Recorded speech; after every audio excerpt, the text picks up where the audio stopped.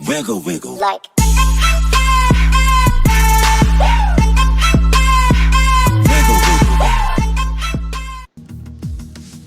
Et salut les pilotes, c'est Phoenix. Aujourd'hui, lancement d'une chaîne YouTube qui sera consacrée en quasi-totalité à la compétition sur Formula One 2020, où je vais me permettre de vous donner quelques conseils qui vous feront sûrement progresser.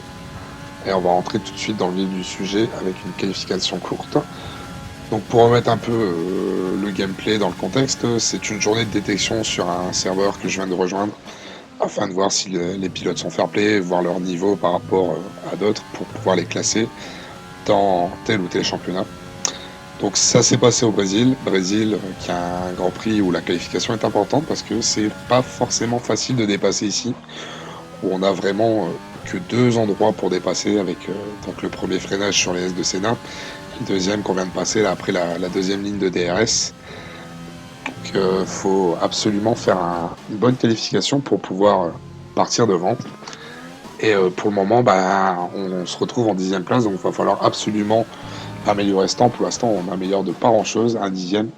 Et je sais que sur le troisième secteur, en début du troisième secteur, je me suis un peu loupé, donc on risque de bien améliorer, 2 dixièmes à la fin, juste avant ce dernier virage.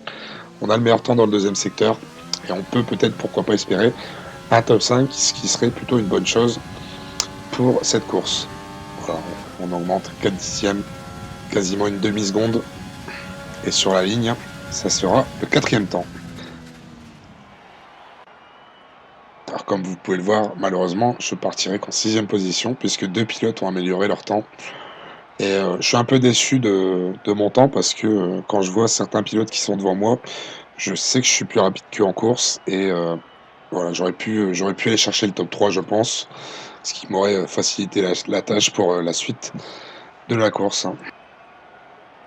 Voilà, sachant que en qualification depuis quelques saisons, j'ai pas mal de mal, où je me retrouve souvent assez loin du potentiel que je peux avoir en course. Là, je pense que je pouvais encore aller chercher 2 dixièmes peut-être si j'étais plus régulier en qualification. On va vite partir sur la course, donc c'est du 25%, étant donné que c'est qu'une simple course comme je vous dis, de détection. Donc stratégie simple en soft medium. Les feux qui s'allument ici à Interlagos. Et c'est parti pour cette course de détection avec un plutôt bon départ parce qu'on se retrouve au niveau de la McLaren. Attention ici, Verstappen qui va fermer la porte de notre coéquipier qui est obligé de ralentir. Et malheureusement, on ralentit pas assez, on le tape légèrement, ce qui suffit à l'envoyer en tête à queue. Malheureusement pour lui. Et Virtual Safety Car tout de suite pour calmer tout le monde. Tu sais que c'est pas facile à gérer ce genre de situation qui se passe en une demi-seconde. Faut avoir l'œil partout, faut être prêt à le faire. Et malheureusement, j'ai pas été assez rapide pour relâcher l'accélérateur suffisamment. Un Virtual Safety Car qui s'enlève rapidement. Et tout de suite, je me retrouve dans une situation où j'ai pas mal de difficultés à gérer. Parce qu'on se retrouve tout simplement derrière un pilote qui lag. Et c'est assez embêtant, surtout en compétition où ça se joue sur des détails. Et se retrouver derrière ce genre de pilote, j'ai du mal à gérer tout simplement. Je fais pas mal d'erreurs. On va le voir d'ailleurs dans les premiers tours, où je fais pas mal de glissades. Donc l'objectif, donc, ça va être de le dépasser rapidement. Sachant que je le connais plus ou moins, Verstappen, j'ai fait quelques courses avec lui et je sais que sur la durée, il n'a pas forcément le rythme qui tient. Et devant moi, j'ai Vinboy qui est lui un pilote qui est assez rapide aussi. Donc je sais qu'il va le passer rapidement. Il va pas falloir le lâcher non plus si on veut obtenir un résultat. Malheureusement, le coéquipier qui rentre au stand. Et tout de suite, on commence à voir un deuxième Virtual Safety Car. Alors là, par contre, aucune explication. Peut-être un pilote qui a abandonné dans les stands, mais bon. C'est un peu embêtant, ça, au niveau de Codemaster. C'est des petits soucis, mais bon, on fait avec. Et donc, oui, tout de suite, on voit Verstappen qui a un petit écart avec le deuxième. Donc, si on veut jouer le podium, et pourquoi pas la victoire, il va falloir absolument le dépasser rapidement.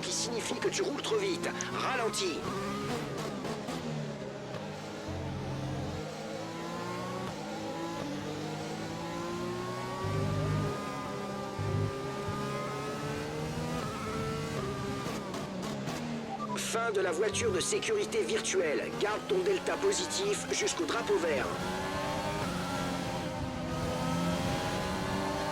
Premier conseil que je vais vous donner sur cette vidéo, c'est par rapport justement à la gestion de cette fin de Virtual Safety Car. Donc ce qui se passe, c'est que le GF vous annonce fin de l'intervention de la Virtual Safety Car. Reprends ton rythme. Une fois qu'il a fini sa phrase, dans votre tête, vous faites 1, 2, 3. À la fin de la 3e seconde, le drapeau vert apparaît. Il faut savoir le gérer, ça, parce que c'est une possibilité de gagner énormément de temps, parce que beaucoup de pilotes ne le savent pas. Et en compétition, malheureusement, c'est ce genre de petits détails qui peuvent faire la différence.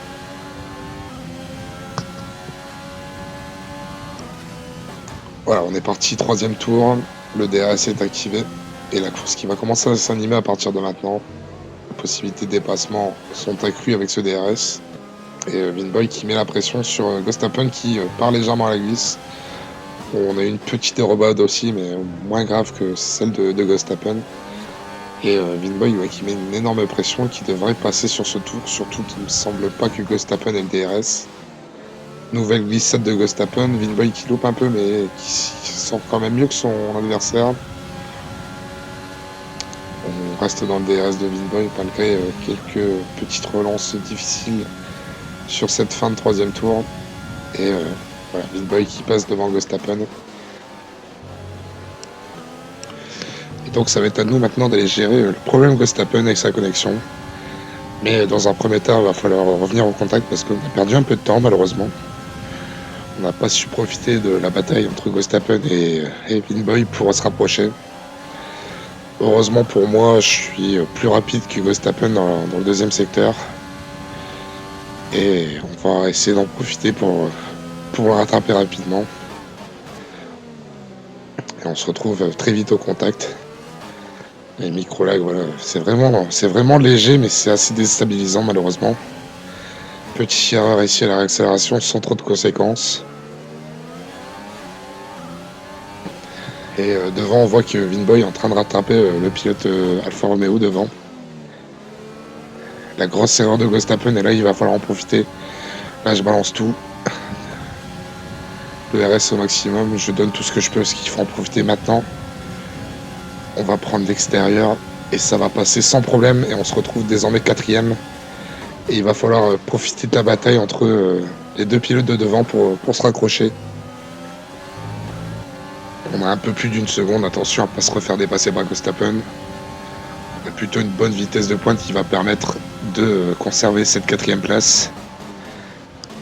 Et on se retrouve plutôt dans une position favorable.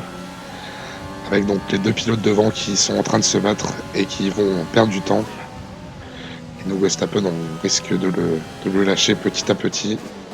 Surtout ici dans cette section où je suis beaucoup plus rapide que lui.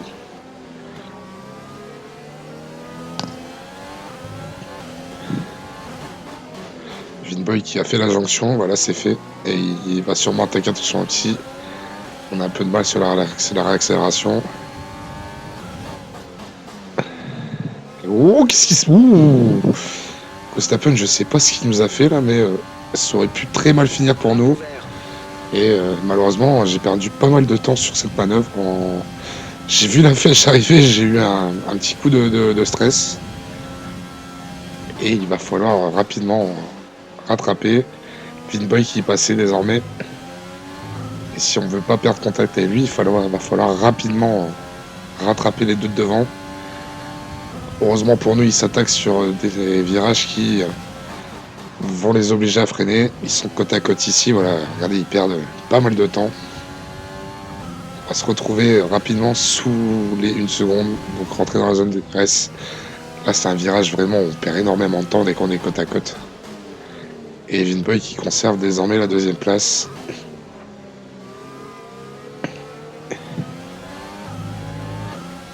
Et là, je me retrouve dans une situation où j'ai deux pilotes qui sont rapides devant.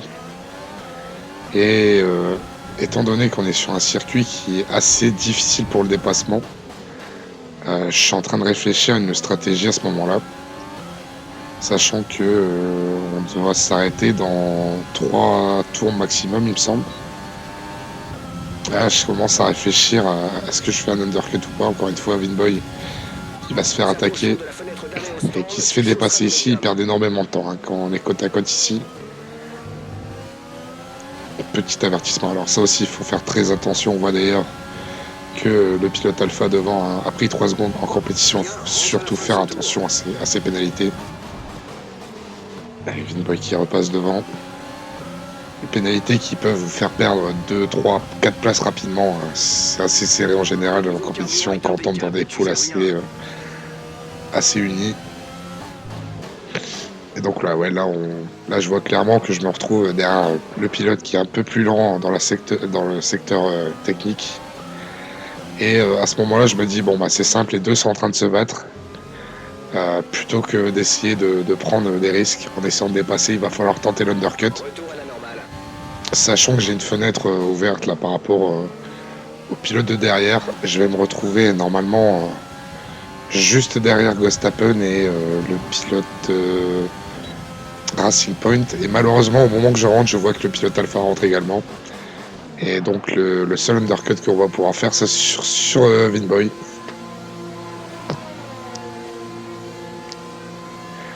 Mais Vinboy qui est très rapide, donc ça va être compliqué de ressortir devant lui.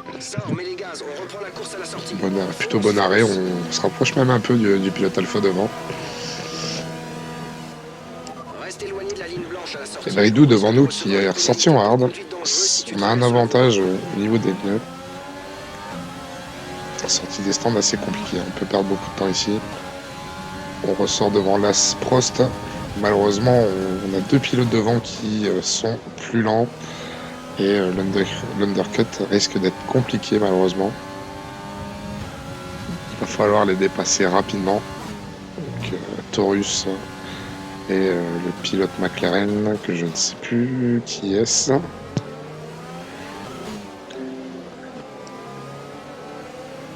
Voilà, c'est Kimi, petit retardataire qui laisse gentiment la place.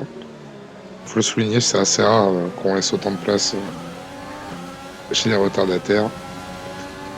Et là, Bridou et moi, on est vraiment dans une situation compliquée. On a deux pilotes beaucoup plus lents que nous à dépasser. Taurus qui loupe un petit peu sa accélération. Bridou qui est un peu large, malheureusement. Il va pouvoir quand même dépasser. On devrait passer aussi. On se prend l'extérieur sur Taurus. Oh, le coup de volant, attention ici. Ça aurait pu mal finir. Je retarde un peu mon freinage pour faire l'extérieur. Ouh, Taurus. C'était pas très joli ça. Gros claquage de porte. Malheureusement, c'est ce genre de choses qui arrivent dans les cours de détection. Et là, il va falloir faire un gros travail pour pouvoir rattraper cette erreur. Alors, autant le comportement de Taurus n'est pas génial, autant c'est vrai que avec l'expérience, j'aurais dû le sentir arriver et relâcher, sachant qu'il y avait une zone de DRS derrière. J'aurais dû préparer mon dépassement. Malgré l'expérience, c'est vrai qu'on a toujours envie de dépasser rapidement, surtout sachant qu'on est en undercut. Malheureusement, il faut savoir aussi rester patient. Et là, on se retrouve donc désormais derrière les deux pilotes Racing Point qui se sont arrêtés. Donc ouais, on a perdu pas mal de temps. La voiture qui nous précède est de 3,4 secondes. Ils ont de nouvelles gommes médium. Le dernier tour a donné 1,25. On se retrouve 10e, sachant qu'il y a au moins 3 pilotes qui doivent s'arrêter devant. À la fin de la course. Ouais, il y en a 2 au stand désormais. 3 au stand même désormais. On se retrouve 7e derrière les deux pilotes Racing Point. La bonne nouvelle, c'est que Ghostappen est derrière nous. On va profiter un peu de ce moment calme pour vous indiquer un peu les aides que j'utilise en compétition. Donc depuis cette année, j'ai enlevé toutes les aides. Donc ABS, traction, puis c'est tout. Hein. Il y a anti-blocage des roues, pardon. La seule que je n'arrive pas entre guillemets à enlever, c'est vraiment cette trajectoire. Alors oui, je sais, c'est pas forcément bien, ça n'aide pas forcément à être optimal. Mais malheureusement, d'un point de vue personnel et de confort, en compétition du moins, je ne peux pas enlever cette ligne. Tout simplement parce que j'ai des problèmes de concentration. Donc si je veux être le plus performant possible. J'ai besoin de cette ligne. Donc voilà. On est toujours à un peu plus de 2 secondes des 2 pilotes Racing Point qui sont en train de dépasser Taurus. Taurus qui est un pilote assez dangereux. Hein. Enfin, voilà, faut faire attention lorsqu'on va le rattraper. Ah, surtout qu'on a passé la mi-course et il est toujours en soft. Alors je vais demander à Jeff rapidement s'il se serait pas arrêté. Oh, c'est Bridou.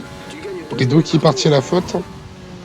Et on se bat désormais pour la 4e place virtuelle avec les 2 Racing Point. C'est étonnant que Bridou est parti à la faute, surtout à cet endroit-là. Parce qu'il y aurait eu un contact avec un autre pilote.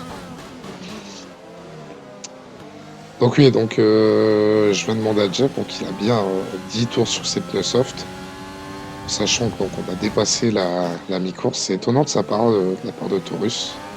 C'est même une grosse erreur de stratégie, parce que voilà, c'est simple, hein, je viens de lui prendre un peu plus de 2 secondes sur ce tour, et je vais pouvoir l'attaquer. Il continue en plus. Donc là, sachant qu'il était dangereux, bah voilà, je le serre un peu, tout en restant fair play, bien entendu, en lui laissant la place, afin d'éviter qu'il me tourne dessus. Et là, heureusement que j'ai une bonne vitesse de pointe, parce que c'est vrai qu'il est assez proche. Je vais me placer au milieu de piste, donc suffisamment pour qu'il n'ait pas de place à droite et qu'ils doivent tenter l'extérieur, là à l'intérieur, pardon. Tout simplement parce que on est capable d'enrouler ici sur ce virage, et ça va passer, et on va pouvoir donc désormais essayer d'aller chercher les 2 Racing Point pour pourquoi pas aller chercher le podium, tout simplement.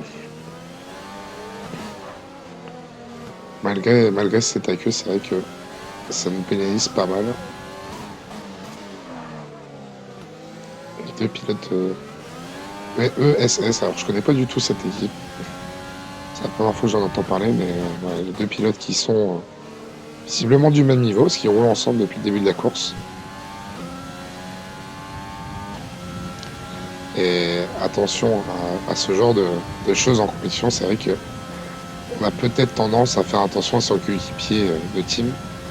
Et c'est personnellement quelque chose qui peut me déconcentrer. Par exemple, en championnat, rester derrière un pilote qui est peut-être mieux classé que vous, inconsciemment, ça peut être perturbant.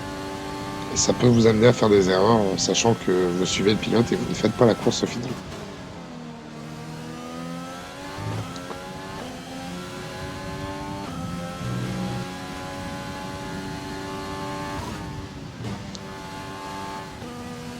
Pendant ce moment d'accalmie, je vais en profiter pour parler un petit peu des images. C'est vrai que c'est pas forcément très beau, c'est un peu pixelisé. Malheureusement, c'est la qualité Twitch. Je fais comment dire, faire des lives pour les courses de compétition. Je vais reprendre le gameplay pour vous le proposer ici, pour vous donner quelques avis, quelques conseils, comme je vous ai dit en début de course. Le but premier de ces vidéos, ça va vraiment être de partager mon expérience sur la compétition, mais surtout d'apporter peut-être certains points de vue qui vont permettre à certains de s'améliorer, de progresser, pourquoi pas de gagner des courses, des championnats à l'avenir. Je sais que je suis loin d'être le meilleur pilote sur F1.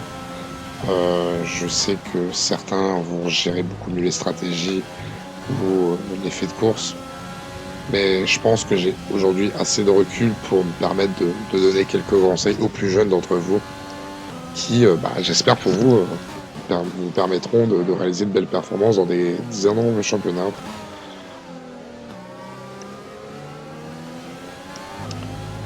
Voilà, on va refermer la parenthèse.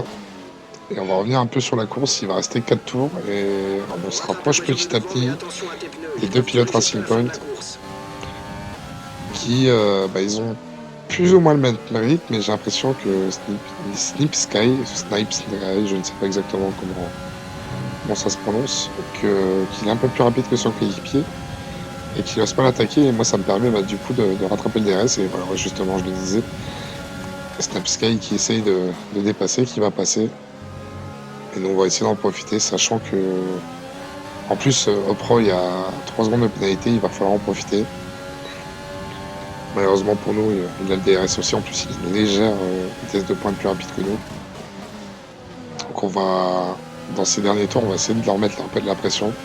Parce que c'est vrai qu'ils ont fait une course plutôt tranquille de leur côté, où ils se sont retrouvés assez seuls malheureusement pour eux. C'est vrai que c'est plus marrant de se battre plutôt que de faire la course seul.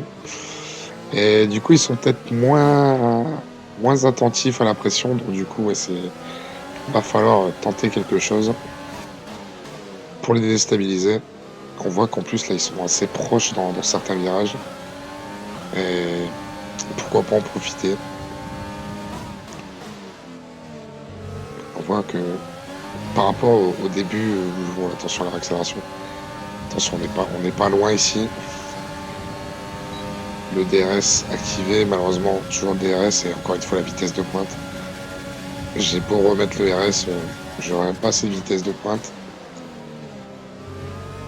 Et oui, donc c'est vrai que par rapport au tour où j'étais à 2-3 secondes 2, les trajectoires sont pas les mêmes. Ils sont plus les mêmes et je sens une petite pression. Donc là, ouais, il commence à s'attaquer. Il se gêne un peu et ça va être... Ouais, là, on sent clairement que les deux se sont dit, bon bah merde, il y a quelqu'un qui arrive, on n'est plus tranquille, va falloir faire quelque chose. Alors, encore une fois, problème de trajectoire. Et on sent que la petite pression, le contact entre les deux coéquipiers, attention ici. Et au pro qui malheureusement casse son aileron. Et voilà ce que je vous disais, la pression. Les deux pilotes qui étaient en mode tranquille et malheureusement, quand il faut se remettre dans la course à la fin de la course, à plus de 75% de la course, c'est un peu plus compliqué. Hein. C'est un peu plus compliqué. Du coup, ça nous offre la 4e place. Et désormais, il va falloir essayer d'aller chercher ce podium. Face à un pilote qui a aussi une énorme vitesse de pointe. Derrière au pro et qui risque de se faire dépasser par Verstappen, étant donné qu'il a passé son aileron.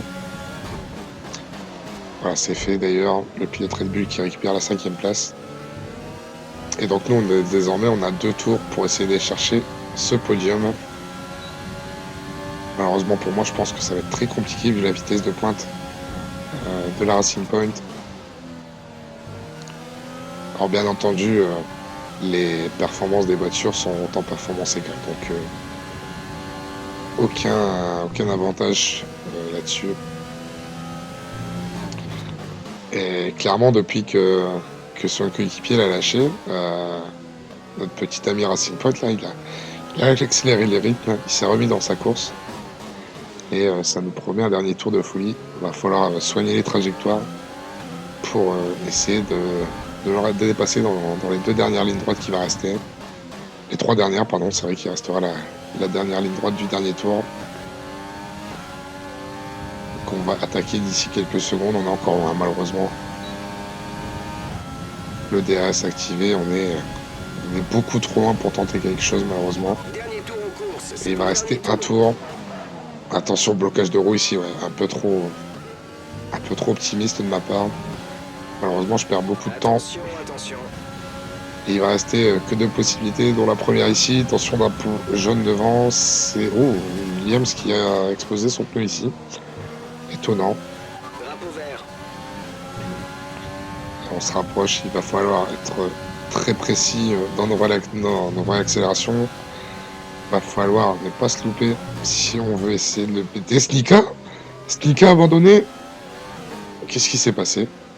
Il a dû avoir un contact avec le leader de la course, Evin Boy. Enfin, je ne sais pas, mais ouais, en tout cas, abandon pour Snika qui va nous offrir le podium maintenant. La question, ça sera de savoir est-ce qu'on sera 2e ou 3e. Faut soigner la réaccélération ici. Malheureusement, je monte un peu trop sur le vibreur. Et la réaccélération est compliquée. Et on va devoir se contenter de la 3e place pour cette course de détection. Une 3e place plutôt intéressante, sachant que malheureusement on a eu un incident de course qui nous a fait perdre entre 5 et 10 secondes. Bon, ça reste une bonne performance.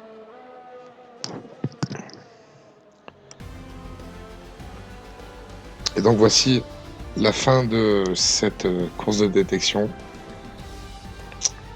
Pilote du jour Kimi, qui finit 8 ou 9e. Voilà, donc je compte sur vous pour me laisser quelques avis sur la vidéo, voir si vous préfériez laisser le Grand Prix en intégralité comme ici, plutôt peut-être voir que les scènes intéressantes au final. J'attends vos retours pour savoir quoi faire.